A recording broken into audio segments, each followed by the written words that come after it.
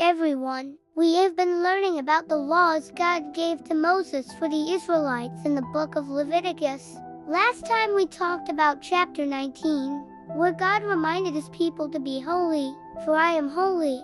That meant God wanted them to be special, set apart, and dedicated to him. Chapter 20 is similar. It is a bit like a stay safe and stay clean instruction manual.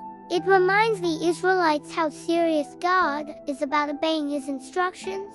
The chapter begins by talking about something very, very sad and wrong that some people were doing, and that was offering their children to a false god named Moloch. God absolutely forbid this.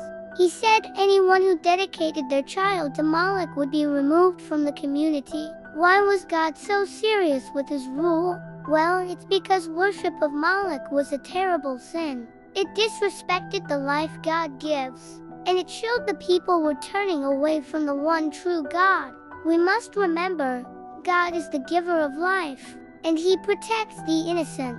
He wants his people to only worship him and nothing else. When we turn away from God and his truth, we break our relationship with him and our community. Now chapter 20 then lists other serious ways people might disobey God's laws. These aren't just little mistakes either. They are big choices that show a person is intentionally not following God's path. For example, God says anyone who curses their mom or dad would have a very serious consequence of being cut off from the people. This was a necessary consequence of bad choices because God places great value on respecting and honoring our parents, as we learned in the 10 Commandments.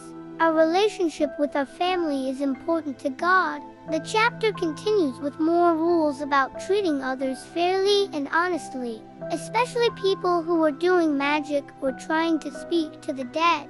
God wanted the Israelites to know that only he has true power and that they should only seek guidance from him. He wanted them to stay away from anything related to magic or fortune-telling.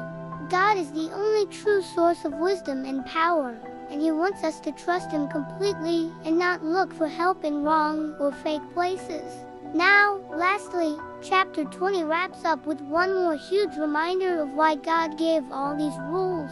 He says in verse 26 specifically, "You shall be holy to me, for I the Lord am holy and have separated you from the peoples, that you should be mine."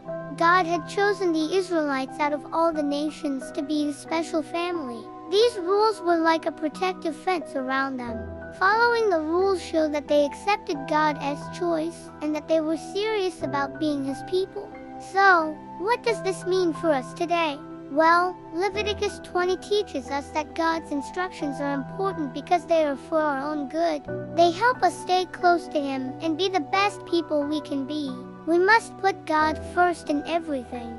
We need to honor our parents and treat everyone fairly.